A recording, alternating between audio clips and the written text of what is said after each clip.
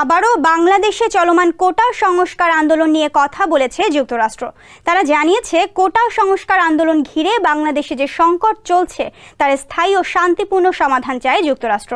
স্থানীয় সময় সোমবার মার্কিন পররাষ্ট্র দপ্তরের নিয়মিত প্রেস ব্রিফিংয়ে কোটা সংস্কার আন্দোলন নিয়ে সাংবাদিকদের প্রশ্নের উত্তর দেন দপ্তরের মুখপাত্র বেদান্ত প্যাটেল।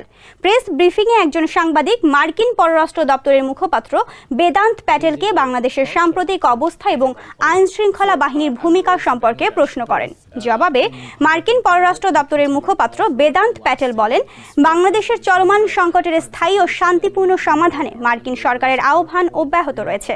শান্তিপূর্ণ সমাবেশের স্বাধীনতার পক্ষে যুক্তরাষ্ট্র তার দৃঢ় সমর্থন পুনর্ব্যক্ত করছে। খামেরা তো দাগ হয় কিভাবে? এই যে ভাবি, দাগও যাবে রাগও যাবে, নিন চাকা সুপার হোয়াইট।